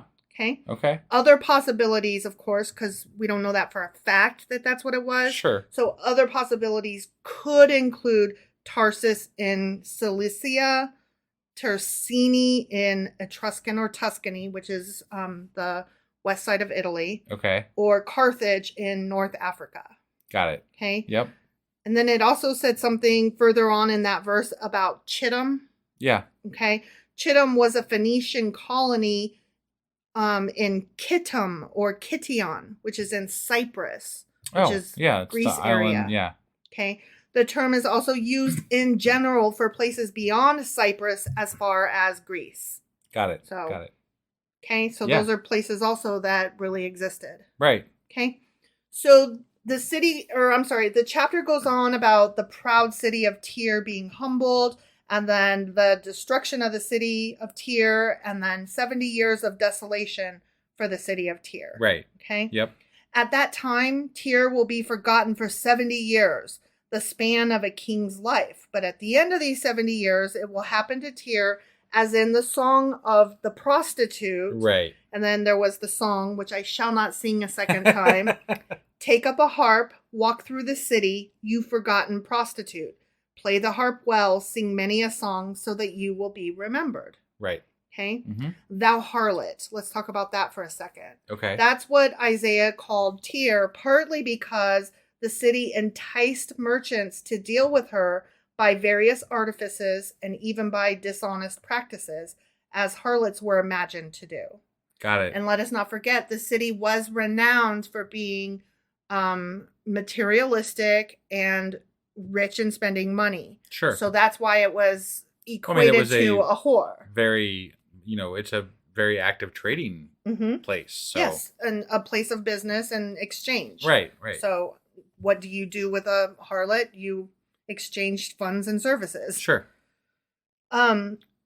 Partly also it was referred to that as because of the great and general uncleanness, which was both committed and tolerated in it. Got it. So it was a dirty city, both literally and figuratively speaking. You have people from all kinds of different lands. You have a lot of, there's just, I'm imagining a very busy place, that's hard to, right. Especially with the resources you have back in those days, it's hard to keep clean all the time. And it's just a lot of coming and going. Well, and I would also imagine that with people coming from various areas, there's going to be a lot of live and let live. Right. Because business is king, and we're not going to talk about what gods you may or may not, or what, how you treat your spouse, or, how many people you fuck or whatever. You don't even know about our God hardly, other than, the brief time that you're here to hear about our stories. Exactly. So I'm imagining that there was a lot of, look the other way, just make the business deal. It doesn't impact me, whatever. Right. Yeah. And that is looked on to be ungodly. Sure. Not just the action, but the letting the action go argued or whatever. I've argued this before, though. This is part of the problem with God, is that he's apparently specializes just in this one section of the world, and the rest of the world doesn't know about him, and he doesn't speak up about it. So how the fuck are they supposed to know? And if they don't know, how is it bad to are you saying that we can't step outside of our bubble and then go in and interact with other people because it's quote unquote ungodly? Right. That seems dumb. Right. So no, I totally agree. So God's a little bit of a dick. Yeah. Right. Yeah. So he told the singing women of the East, who were commonly of this class, the singing and the harloting and stuff like that, to go about once more with song and lyre, recalling her old lovers or her old allies, to the memory of their past love. Okay. Okay. Mm-hmm. So that's what that was about when he was referring to the city as a harlot. Yeah. He was also referring to the women of the city. Okay. Okay. Yep. So then the chapter wraps up with God's purpose in restoring the city of Tyre. So she will return to her hire. God will allow Tyre, symbolized by a prostitute, to continue her gross materialism with all the kingdoms of the world, but her gain and her pay will be set apart for God. Ultimately, the riches that Tyre so desperately sought will be given to God. Yeah, and I've got to question what giving to God meant. It sounds like they were conquered and the people were enslaved. Oh, yeah. And the money went back to whoever conquered them. Yeah, like, oh, we've got a good thing going. This is a great location. Right. Let's just let the city continue running, but we'll just tax the fuck out of it and take all its Right, money. yeah. That's what it sounds like to me. It doesn't sound like anything changed other than ownership. Right, exactly. So. Yeah, so we don't really mind the bad things that are happening as long as we get the money. But it sounds really good to say it's going to God. Because like people like to say that. We give it to God. Give it to God. Yeah, just give it to God. All right, so now we're on chapter 24. Okay? Mm-hmm. The Lord's judgment on the earth. Yeah. Yeah, this is where he's going to destroy it all. Real. Yeah, he's like, fuck y'all. So chapters 24 through 27 of Isaiah constitute one unit of prophecy, sometimes called the Isaiah Apocalypse. I was going to say, when we were reading it, I was thinking, like, this is like Revelation's light. It is, actually, Revelation light, because a lot of what is talked about here is compared to Revelation or expanded upon in Revelation. Interesting. And then both of those are seen as harbingers for discussion in like Matthew, Mark, Luke, and John. Them guys in the New Testament, they all seem to quote these two chapters a lot. Right. And it got really fucking dark and really fucking murdery all of a sudden, like the end times, like the word, like, whoa, what's happening here? So I have some notes from a Christian apologist, and they were very excited about this. I'm sure they were, because they love them a good end time story. Well, yeah. You know? The end is nigh. Yeah, they're gonna be saved and smug about it because they get to evaporate into heaven, right? Yeah. So chapter 24 contains the prophecy on the destruction of Judah for its defilements and transgressions. Okay. So Tyre gets to live because it makes money, but Judah does not. Sure, that doesn't make any sense, but okay. No. While a remnant will praise God, and then God, by his judgments on his people and their enemies, will advance his kingdoms. Okay. So that's what this chapter is all about. Sure. Okay. So in the opening of the chapter, we talk about the scope of the judgment of the Lord. Okay. See the Lord. Okay. I have two different interpretations of the opening verse because ours starts out with see. Yeah. And you know how I love that? Right. The Lord is going to lay waste the earth and devastate it. Yeah, that was a great opening. I know. He gonna ruin its face and scatter its inhabitants. Okay? Yeah. All right. So here's how it reads in another interpretation. Behold. Which interpretation is this? I think it's the King James. Okay. All right. Behold, the Lord makes the earth empty and makes it waste. Okay. A little more succinct, a little more scary, and a little less, see, this gonna happen. Right. Right? I mean, behold is much more, but they say it so quick there that it's like it's almost sounds easier to take in, you know, like it's not as you can overlook doom and gloom, you know. So here's what the apologist says. All right. Okay. Yeah. In the days of the Great Tribulation. The Great Tribulation. Are you familiar with the Great Tribulation?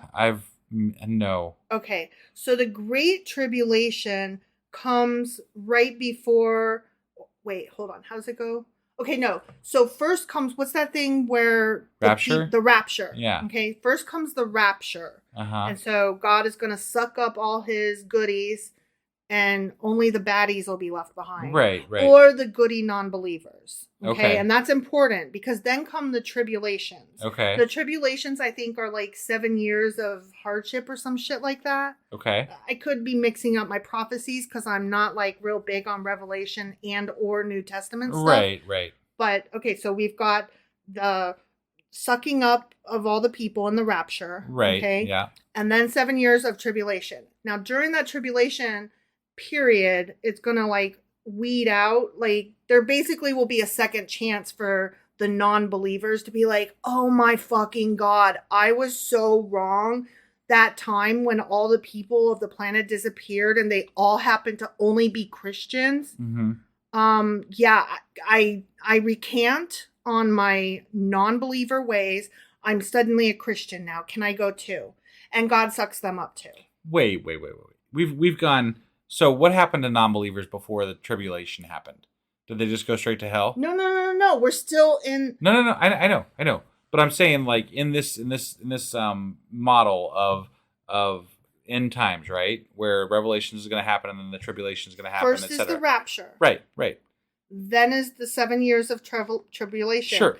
Everybody's left on Earth. I understand, but I'm asking a question here. What is your question? My question is, prior to this, everybody that died prior to the rapture and the tribulation, all the people that ever died. So like my grandma a few years ago. Yeah. Okay. If they were a non-believer, what happened to them? Did they go to hell? Sure. Why not? So why do these people in this specific time, according to Christians, during this tribulation get to choose? Why don't they just get to go to hell like everybody else? I don't know. It depends on which Christian you ask as to whether hell is real or not, whether hell is eternal, whether non-believers who are good actually go to hell, or if they go to a waiting room, or if they get a choice and then they're like in a heaven lobby. I don't know all the ins and outs. Okay? It seems really dumb. The whole system is dumb. Yeah, no, I'm aware. The whole system makes no fucking sense. Right. It just, I don't see how. Because let me ask you this. I don't see how Christians can make this make sense in their head. Let me ask you this. So tomorrow you get hit by a car, right? Yeah. And your soul comes across Jesus or whom the fuck ever. Sure. And they say, guess what?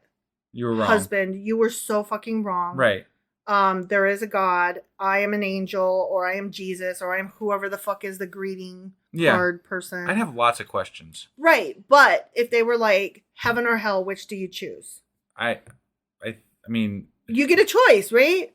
If you get the choice, don't you be like, oh, well, I guess if I was wrong and there's angels... Then I'm going to go to heaven. Sure. I choose God, I guess. Right. It's better up there, right? Maybe? I don't know. I don't want to burn in the Is it really hot down there, or are there still cool people down in hell? Like, what's going on here? Because I don't know. Okay, but let's say that you're not a smartass and that you are really like 3 seconds to make this choice.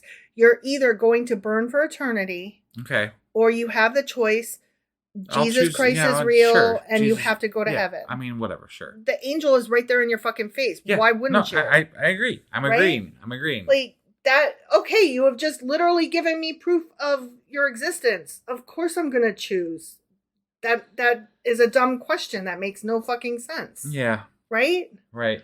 So, like, all you had to do was do that on Earth. Why did you have to wait till I died? That's my problem with the whole thing. Like, what the fuck? Yeah. So, anyways, that's the apologist thing. Yeah. Okay. In the days of the Great Tribulation, which I just explained. Yes. The earth will not be literally empty, which it says in the second one, the one that says, behold, the Lord makes the earth empty. Yeah. And makes it waste. Mm-hmm. Now see, in ours it said, the Lord is going to lay waste the earth and devastate it. He'll ruin its face and scatter its inhabitants. Mm-hmm. So it didn't say it was going to make it empty. Okay. But in the King James it does, so they got to have an apologist for it rather than just say, King James version sucks and we interpreted it wrong, but it has these, thous, and those, so we have to like use it forever because real Christians do, or whatever. Real Christians, quote unquote. Quote unquote, right. So, okay, in the days of the Great Tribulation, the earth will actually not be literally empty, but Isaiah's poetic description applies nonetheless because the earth will seem empty in many places. More than 1/3 of humanity will die in the judgments of the Great Tribulation, according to Revelation chapter 9, making the areas hardest hit seem as if the earth were empty. And we're referencing this as part of Revelations because apparently it ties in with these 3 chapters or 4 chapters in Isaiah. Yes. Okay. So, yes. All right. I'm just making sure. I had a really hard time trying to separate all of my studying of this from Christian apologist, because it's so intermingled. Revelation, also from New Testament stuff that references these things. It is very intertangled. Intertangled? I said intermingled. Intermingled, entangled. Yeah. Got it. Okay. So then we get into the reason for the judgment. Okay. So what's the reason for the judgment? God's a dick. God is a dick.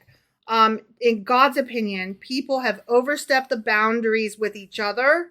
They've rewritten the rules as they are fit and as he sees fit, and broken covenants by turning away from God. Okay. So this is 3 separate crimes. They are bad to each other. They rewrite the rules. Yeah. That would be like what we do today when we're like, you don't have to follow all the 10 commandments. Just be a good person. Sure. Right? Sure. And they also turned away from God, which that would be the biggest one that I would think would piss God off. Yeah. Okay. So those are the big reasons for his judgment. Okay. Mm-hmm. So the next verses cover the scene of judgment. The partying will come to an end and the cities will be stricken with desolation. Okay. Then we talk about the glory of God and the woe of man. Now, some followers of God will lift up their voices during the time of tribulation and they will be saved. And then I wrote, so yay for them, I guess. Because I was about done with this bullshit by then. Yeah. So I was like, this is dumb. It's kind of not... It is relevant, but it's only relevant if we're mixing together, Revelations and Isaiah. You keep saying Revelations. Revelation, sorry. Plural. Right, it's just one revelation. It's just one revelation. I knew that. Yep. We're mixing together Revelation and Isaiah. And if we're to read Isaiah without taking other books into account, it just sounds like a dark prophecy of some type, and God's fucking had it. And I don't know. And we're going to have the same problem, FYI, when we come to Jeremiah. Okay. Because Jeremiah is also a prophet, and his shit also gets tangled up with the book of Revelation. Got it. And I'm not saying that we shouldn't take this into account, but maybe we bring it up more so when we get to Revelation as opposed to now, because I'm struggling to understand what we're talking about with regard to Revelation, because I've never read the Bible, so I don't know what's going on in that aspect of things. So but I do know that what we read was very dark and world ending, and Isaiah is saying basically God's a dick and is going to ruin everything. Yeah. So that's what I understand. You know, as far as from what we've read. I know enough about Revelation to know that it's not good. So it's that God is a dick and he's going to ruin everything. Right. I mean, there's pretty much no other way to say it. Exactly. So we're going to have more of that. Yes. Okay. All right. Yep. So this chapter continues with the judgment of the Lord will always be completed. So remember when there was like snares and traps and nets and whatever, and we were like, what is going on? And I was like trying to explain that he gonna get you. Right. And it doesn't matter which way you go, he's always gonna get you in the end. Yeah, because when you crawl out of the pit, there's a snare there waiting for you. Yeah. So that's exactly correct. God's judgment is inescapable. If you escape the fear, you'll fall into the pit. If you escape the pit, you'll fall into the snare. God's judgment has enough backup plans to catch everyone. And then I added the note saying he's a wily bastard. So there's that. Yep. Okay. So then we go on to talk about the intensity of the judgments of the Lord touching everything. So why has he got to touch everything? That's gross. Everybody's going to feel this. Okay. Okay. Yes. And then chapter 24 wraps up with the judgment of the Lord will touch everyone. Okay. Yeah. The powers in heaven that it talks about, there's 2 interpretations, and it depends on if you are an actual scholar or a Christian apologist. Okay. So the Christian apologists say that the powers in heaven likely refer to rebellious angels that are to be judged at the end of the age and imprisoned in the pit until the final rebellion at the end of the millennium, which we will read more about in Revelation chapter 20. Okay. Okay? Yeah. So that's why Christian apologists. Sounds like an interesting theory. Mm-hmm, yeah. Mm-hmm. Other interpretations. Other interpretations. So anyway, when we talk about scholars interpreting actual language and history, state that the powers of heaven are the sun, the moon, and the stars, as referenced in Genesis, like the first that makes few sentences. A lot more logical sense. Yeah. It feels like the Christian apologists take this like Fantasyland turn when they get to their interpretations of the Bible. Yeah. They're like, how crazy and bullshitty can we make this whole thing? Mm-hmm. Let's make it into like a fantasy novel that's...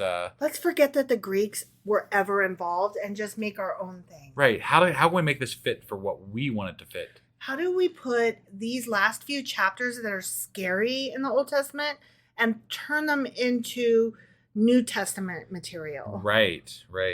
Because all the other stuff, nobody really references that stuff in New Testament terms.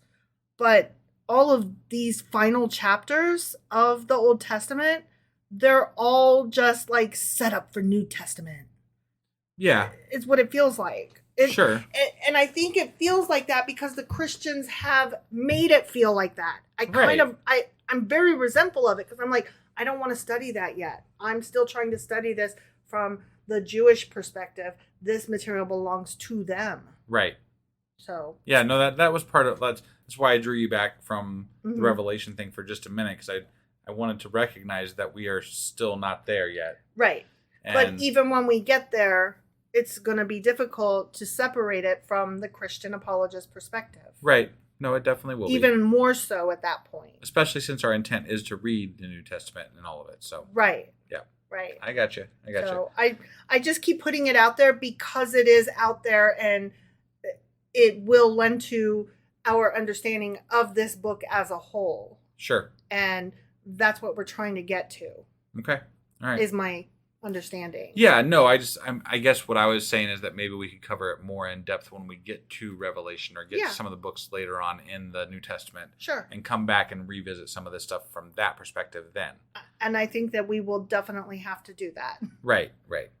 All right. Well, you got anything else for us today? That was the Q&A. Sorry for how lengthy it is, but, it is what it is. Sometimes you just have a million questions and you don't know what the fuck is going on. Like you said, it's a good thing we didn't read all 5 chapters this week. Mm-hmm.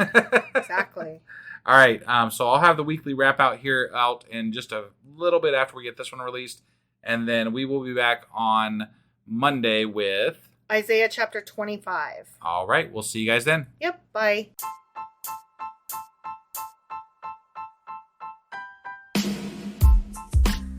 Hey, wife. I guess that's the end? But husband, that's just sad. It doesn't have to be. We are on lots of social media platforms like Twitter. Our handle there is sacrilegious_D. For D's nuts. Oh my God. Stop doing that. Anyway, we're also on Facebook, Instagram, and Pinterest. There's a link to all of our social media sites at our website. Ooh, we have a website? Yeah, it's sacrilegiousdiscourse.com, where you can also find a link to our merch shop. We have a merch shop? Yep. We have podcast-themed clothing, mugs, notebooks, and more, as well as an atheist and science-themed products. Wow, our fans should really go check that out right now. Definitely. They can get in touch with us by sending an email to sacrilegiousdiscourse@gmail.com.